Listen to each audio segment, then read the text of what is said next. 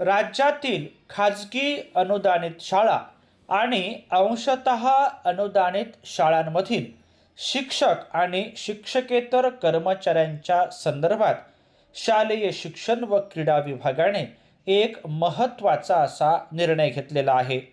हा शासन निर्णय 27 जानेवारी 2026 आहे. शिक्षक आणि शिक्षकेतर कर्मचाऱ्यांच्या अनुषंगाने या शासन निर्णयात महत्त्वाची अशी माहिती दिलेली आहे. नेमकी माहिती काय आहे ते आज आपण या व्हिडिओच्या माध्यमातून जाणून घेणार आहोत. अशाच प्रकारच्या विविध शैक्षणिक बातम्या, शासनाचे निर्णय जाणून घेण्यासाठी माझ्या या चॅनलला जर आपण सबस्क्राईब्स केलं नसेल तर जरूर सबस्क्राईब्स करा अशी नम्र विनंती मी आपल्याला या व्हिडिओच्या निमित्ताने करतो आहे. सदर शासन निर्णय हा मोठा आहे. त्यातले महत्त्वाचे मोजके मुद्दे आपण या व्हिडिओच्या निमित्ताने जाणून घेऊया. संपूर्ण शासन निर्णय जर आपल्याला जाणून घ्यावयाचा असेल तर तो महाराष्ट्र शासनाच्या संकेतस्थळावर उपलब्ध आहे. तो आपण संकेतांकाच्या सहाय्याने पाहू शकता. महाराष्ट्र शासनाचं संकेतस्थळ आणि संकेतांक हा आपल्याला या व्हिडिओच्या शेवटी दिसणार आहे. आता आपण जाणून घेऊया 27 जानेवारी 2026 हा शासन निर्णय काय आहे तो. सुरुवातीला आहे ती प्रस्तावना आणि त्यानंतर आहे तो शासन निर्णय. सुरुवातीला आपण जाणून घेऊया ती व्याप्ती.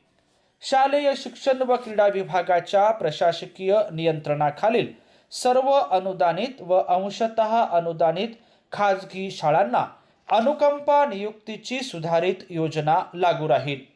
तथापि स्वयं अर्थसहाय्यित तत्वावर स्थापन झालेल्या तसेच विना अनुदानित तत्वावर कार्यरत असलेल्या शाळांना ही योजना लागू राहणार नाही.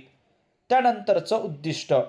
सेवेत कार्यरत असताना खाजगी अनुदानित किंवा अंशतः अनुदानित शाळेतील शिक्षक, शिक्षकेतर कर्मचारी दिवंगत झाल्यास त्यांच्या कुटुंबियांना मानवतावादी दृष्टिकोनातून आधार देण्यासाठी कुटुंबातील पात्र सदस्यास त्यांनी धारण केलेल्या अर्हतेनुसार गट क अथवा गट ड मधील सरळ सेवेच्या कोट्यातील संच मान्यतेनुसार मंजूर असलेल्या रिक्त पदावर अनुकंपा तत्वावर सेवेत नियुक्ती देणे. त्यानंतर आहे स्वरूप. ही योजना कोणास लागू आहे ते जाणून घेऊया. खाजगी अनुदानित व अंशतः अनुदानित शाळांमधील मुख्याध्यापकांसह शिक्षक व शिक्षकेतर संवर्गातील कर्मचाऱ्यांच्या कुटुंबियास ही योजना लागू राहील. दिवंगत कर्मचाऱ्याचा पती, पत्नी शासकीय सेवेत अथवा निमशासकीय सेवेत अथवा कोणत्याही प्रशासकीय विभागाच्या नियंत्रणाखालील खाजगी अनुदानित व अंशतः अनुदानित शाळांमध्ये अथवा अशा कोणत्याही सेवेत ज्यात त्याचे वेतन व भत्ते शासनाकडून तसेच स्थानिक स्वराज्य संस्थांकडून अदा केले जातात अशा सेवेत कार्यरत असल्यास अनुकंपा नियुक्तीचा लाभ त्या कर्मचाऱ्याच्या कुटुंबियास अनुज्ञेय राहणार नाहीत. दिनांक 31/12/2001 नंतर तिसरे अपत्य झालेल्या कर्मचाऱ्यांच्या कुटुंबास अनुकंपा नियुक्तीचा लाभ अनुज्ञेय राहणार नाही.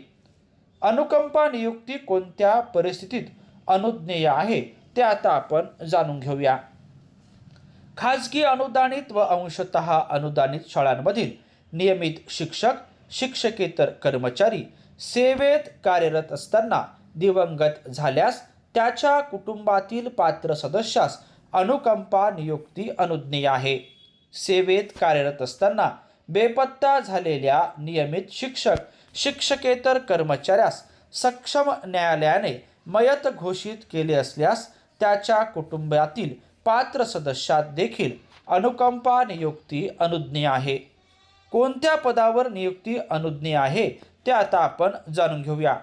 खाजगी अनुदानित व अंशतः अनुदानित शाळांमधील गट क व गट ड मधील ₹38,600 ते 1,22,800 S14 पर्यंतच्या मूळ वेतन श्रेणीतील सरळ सेवेच्या कोट्यातील जी पदे संच मान्यतेनुसार मंजूर व रिक्त आहेत अशा पदावर अनुकंपा नियुक्ती अनुज्ञेय आहे. संदर्भ क्रमांक 3 येथील शासन निर्णयान्वये राज्यातील खाजगी शाळांतील चतुर्थ श्रेणी गट ड संवर्गातील पदे व्यपगत करण्यात आलेली आहे. त्यामुळे अशा व्यपगत झालेल्या पदावर अनुकंपा नियुक्ती देता येणार नाही. तथापि ज्या पदावर नियमित चतुर्थ श्रेणी कर्मचारी कार्यरत आहेत अशी पदे कोणत्याही कारणास्तव रिक्त झाल्यास ते पद त्या शैक्षणिक वर्षाच्या अखेरपर्यंत व्यपगत करण्यात येऊ नये. पद रिक्त झाल्यापासून ते शैक्षणिक वर्षाची अखेर या कालावधीत त्या पदावर अनुकंपा तत्वावर नियुक्तीचा दावा करणारा उमेदवार प्रतीक्षा यादीत असल्यास अशा उमेदवारास ज्येष्ठता क्रमानुसार चतुर्थ श्रेणी गट ड संवर्गातील पदावर सदर पद व्यपगत न करता अनुकंपा नियुक्ती देण्यात यावी. शैक्षणिक वर्ष संपल्यानंतर या पदावर अनुकंपा नियुक्तीने दावा करणारा उमेदवार प्रतीक्षा यादीत नसल्यास सदर पद व्यपगत होईल. शिक्षक संवर्गातील पदावर अनुकंपा नियुक्ती द्यावयाची असल्यास त्यासाठी थेट नियुक्ती न देता प्रचलित शिक्षण सेवक योजना लागू राहील.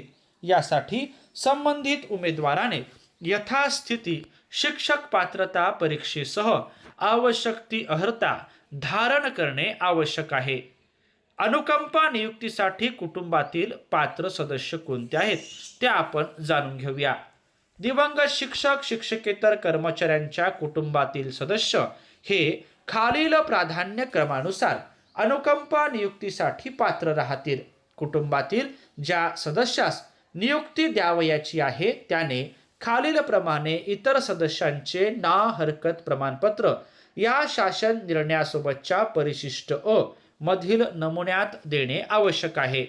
प्राधान्यक्रम 1 कायदेशीर पत्नी अथवा पती, ना हरकत प्रमाणपत्राची आवश्यकता नाही. 2 मुलगा मुलगी, अविवाहित विवाहित, मृत्यूपूर्वी कायदेशीररित्या दत्तक घेतलेला मुलगा मुलगी, अविवाहित विवाहित, घटस्फोटित मुलगी किंवा बहीण, परित्यक्त्या मुलगी किंवा बहीण, विधवा मुलगी किंवा बहीण, रकाना क्रमांक 1 मधील सदस्य व या रकान्यातील इतर सदस्य. दिवंगत कर्मचाऱ्याचा मुलगा ह्यात नसेल तर त्याची सून, रकाना क्रमांक 1 व 2 मधील सदस्य. दिवंगत अविवाहित कर्मचाऱ्यांच्या बाबतीत केवळ त्याच्यावर सर्वस्वी अवलंबून असणारा भाऊ किंवा बहीण, केवळ या रकान्यातील इतर सदस्य. अनुकंपा नियुक्तीसाठीची पात्रता. दिवंगत कर्मचाऱ्यांच्या कुटुंबातील ज्या सदस्यास अनुकंपा नियुक्ती द्यावयाची आहे त्याने खालील प्रमाणे पात्रता धारण करणे आवश्यक आहे. वयोमर्यादा. किमान वयोमर्यादा 18 वर्षे पूर्ण तर कमाल वयोमर्यादा 45 वर्षापर्यंत.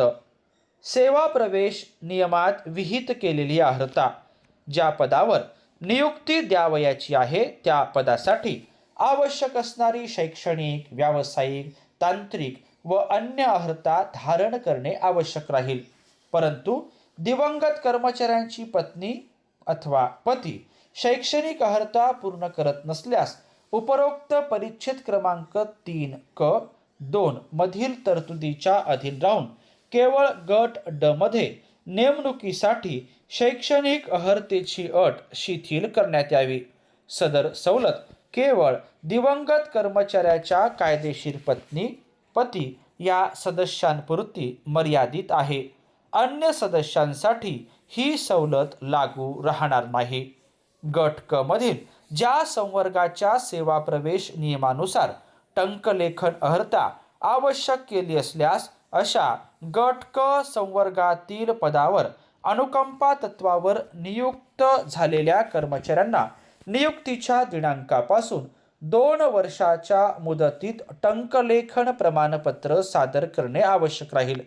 अनुकंपा तत्वावर नियुक्त झालेल्या कर्मचाऱ्याने बंधनकारक असल्यास इतर नियमित नियुक्त झालेल्या कर्मचाऱ्यांप्रमाणे विहित मुदतीत संगणक हाताळणी प्रमाणपत्र, विहित करण्यात आलेले प्रशिक्षण व विहित करण्यात आलेल्या अन्य परीक्षा उत्तीर्ण होणे इत्यादी अटींची पूर्तता करणे आवश्यक राहील. उपरोक्त उपपरिच्छेद क्रमांक 3 मध्ये नमूद केल्याप्रमाणे टंकलेखन अर्हता आवश्यकता असल्यास तसेच उपरोक्त उपपरिच्छेद क्रमांक 4 मध्ये नमूद अन्य अर्हता बंधनकारक केली असल्यास विहित मुदतीत अशी अर्हता धारण न करणाऱ्या अनुकंपा तत्वावर नियुक्त झालेल्या कर्मचाऱ्यास समान परिस्थितीतील नियमित कर्मचाऱ्याप्रमाणे कारवाईस सामोरे जावे लागेल. यानंतर आपल्याला या ठिकाणी दिसत आहे ती महत्त्वाची अशी कार्यपद्धती. कुटुंबास योजनेची माहिती देणे हा अ भाग आहे. दुसरा भाग आहे मृत कर्मचाऱ्यांच्या कुटुंबाने करावयाची कार्यवाही. त्यानंतर आहे क शाळा व्यवस्थापनाने सक्षम प्राधिकाऱ्याने करावयाची कार्यवाही. असे 3 महत्त्वाचे भाग आपल्याला प्रामुख्याने या ठिकाणी दिसत आहे. चौथा भाग पहा, उमेदवाराच्या विनंतीनुसार गट बदलणे. हा चौथा भाग आहे. पाचवा आहे प्रतीक्षा सूचीतील उमेदवार बदलणे. त्यानंतरचा मुद्दा आहे अनुकंपा नियुक्ती योजनेच्या प्रभावी अंमलबजावणीसाठी उपाययोजना. काही महत्त्वाच्या उपाययोजना आपल्याला या ठिकाणी दिसत आहे. नंतरचा मुद्दा आहे तो इतर तरतुदीच्या संदर्भातला. नेमक्या कोणत्या तरतुदी आहे तेही आपण या ठिकाणी जाणून घेऊ शकता. असा हा अनुकंपा संदर्भातला शिक्षक शिक्षकेतर कर्मचाऱ्यांच्या अनुषंगाने असणारा एक महत्त्वाचा असा शासन निर्णय आहे. हा शासन निर्णय थोडा मोठा आहे. तो संक्षिप्तपणे सांगण्याचा प्रयत्न या ठिकाणी मी केलेला आहे. जर आपल्याला हा संपूर्ण शासन निर्णय जाणून घ्यावयाचा असेल तर तो महाराष्ट्र शासनाच्या www.maharashtra.gov.in या संकेतस्थळावर उपलब्ध आहे. तो आपण संकेतांकाच्या साहाय्यानं डाउनलोड करून पाहू शकता. असा हा एक महत्त्वाचा शासन निर्णय आपण या ठिकाणी जाणून घेतल्याबद्दल आपल्या सर्वांचेच मनापासून धन्यवाद.